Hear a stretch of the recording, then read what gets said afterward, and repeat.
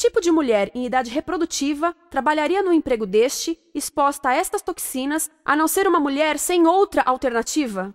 Essa é uma das maravilhas desse sistema. A erosão dos ecossistemas e economias locais aqui garante um fluxo constante de pessoas sem alternativas. No mundo, há 200 mil pessoas por dia se deslocando de ambientes que as sustentaram ao longo de gerações para cidades, onde muitas vivem em bairros de lata, à procura de emprego, por mais tóxico que seja. Não só os recursos são desperdiçados ao longo desse sistema, mas também pessoas, comunidades inteiras são desfeitas. Sim, as toxinas entram e saem. Muitas delas saem das fábricas em produtos, e muitas mais saem como subprodutos ou poluição, e estamos falando de muita poluição.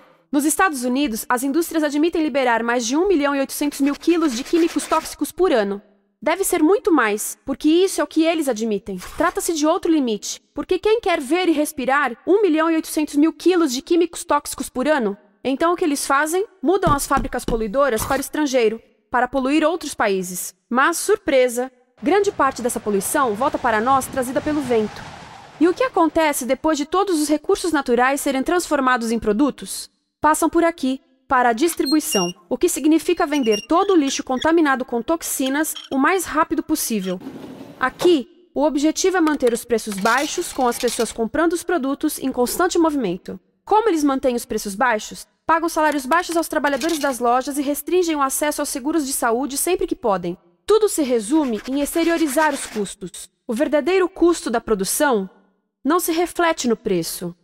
Em outras palavras, não pagamos aquilo que compramos. Outro dia estive pensando nisto. Ia a caminho do trabalho e queria ouvir as notícias. Por isso entrei numa loja para comprar um rádio. Encontrei um pequeno rádio verde engraçado que custava $4,99. Na fila do caixa pensei, como $4,99 podem refletir o custo da produção e transporte desse rádio até ele chegar nas minhas mãos? O metal deve ter sido extraído na África do Sul. O petróleo provavelmente do Iraque. O plástico produzido na China e talvez montado por uma criança de 15 anos numa fábrica do México. $4,99 não paga nem o aluguel do espaço ocupado na prateleira, nem parte do salário do empregado que me atendeu, ou as viagens de navio e caminhão que o rádio fez. Foi assim que eu percebi que eu não paguei o valor do rádio. Então, quem pagou? Estas pessoas pagaram com a perda do espaço dos seus recursos naturais. Estas pagaram com a perda do ar puro, com o aumento de doenças como asma e câncer. As crianças do Congo pagaram com o seu futuro, pois 30% delas abandonam a escola para trabalhar nas minas de coltan, um metal que usamos em aparelhos eletrônicos baratos e descartáveis. Estas pessoas pagaram por não ter direito ao seguro de saúde. Ao longo desse sistema, pessoas contribuíram para que eu comprasse o rádio por $4,99, mas essas contribuições não são registradas por nenhum contabilista. É isto que eu quero dizer com exteriorizar o verdadeiro custo de produção. E isso nos leva à seta dourada do consumo. O coração do sistema, o motor que impulsiona. É tão importante proteger esta seta que se tornou prioridade daqueles dois sujeitos. É por isso que após o 11 de setembro, quando nosso país estava em choque, o presidente Bush poderia ter sugerido fazer luto, rezar, ter esperança, mas não, ele disse para fazermos compras. Compras! Nos tornamos uma nação de consumidores. Nossa principal identidade passou a ser de consumidores. Não mães, professores, agricultores, mas consumidores. Nosso valor é medido e demonstrado pelo quanto contribuímos para esta seta. Quanto consumimos. Não é isso que fazemos? Compramos, compramos, compramos. Manter os produtos circulando. E como circulam?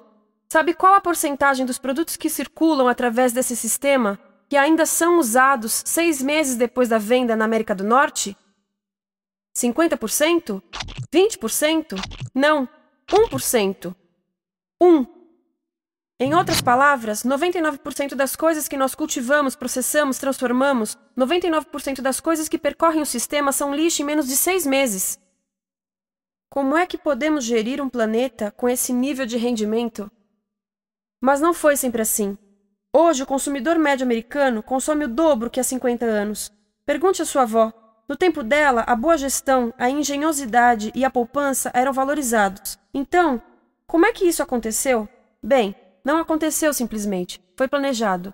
Pouco depois da Segunda Guerra Mundial, estes sujeitos estudavam a forma de impulsionar a economia. O analista de vendas Victor Lebow articulou a solução que se tornaria a norma de todo o sistema. Ele disse: a nossa enorme economia produtiva exige que façamos do consumo a nossa forma de vida, que tornemos a compra e uso de bens em rituais, que procuremos a nossa satisfação espiritual, a satisfação do nosso ego no consumo. Precisamos que as coisas sejam consumidas, destruídas, substituídas e descartadas a um ritmo cada vez maior. O conselheiro econômico do presidente Eisenhower disse: o principal objetivo da economia americana é produzir mais bens de consumo. Mais bens de consumo? O nosso principal objetivo? Não é providenciar cuidados médicos, ou educação, ou transportes seguros, ou sustentabilidade ou justiça? Bens de consumo? Como é que eles nos fizeram adotar esse sistema de forma tão entusiástica? Bem, duas das suas estratégias mais bem-sucedidas são a obsolescência planejada e a obsolescência perceptiva. A obsolescência planejada é uma outra forma de dizer criado para ir para o lixo. Eles fazem as coisas de modo que sejam inúteis tão rápido quanto possível para jogarmos fora e voltarmos a comprar. Isso é óbvio em sacolas ou copos de plástico, mas verifica-se isso em coisas maiores como esfregões, DVDs, máquinas fotográficas, churrasqueiras, quase tudo, até computadores. Já reparou que quando compra um computador, a tecnologia muda tão rápido que em poucos anos se torna quase um impedimento para a comunicação? Fiquei curiosa e abri um desses computadores para ver o que tinha dentro, e descobri que a peça que se muda a cada ano é apenas uma pecinha no canto. Mas não se pode mudar apenas essa peça, porque cada nova versão tem um formato diferente. Tem que jogar tudo fora e comprar um novo. Estive lendo sobre o design industrial da década de 50, quando a obsolescência planejada começou a aparecer. Esses designers eram muito claros sobre o assunto. Chegavam a debater quão rápido conseguiam que um aparelho avariasse, mas de modo que o consumidor mantivesse fé suficiente para ir comprar outro. Foi tão intencional, mas as coisas não avariam suficientemente rápido para manter essa seta funcionando. Por isso existe também a obsolescência perceptiva. A obsolescência perceptiva nos convence a jogar fora coisas que ainda são perfeitamente úteis. Como fazem isso? Mudam a aparência das coisas. Por isso, se comprou suas coisas há alguns anos, todos percebem que você não tem contribuído para essa seta. E como nós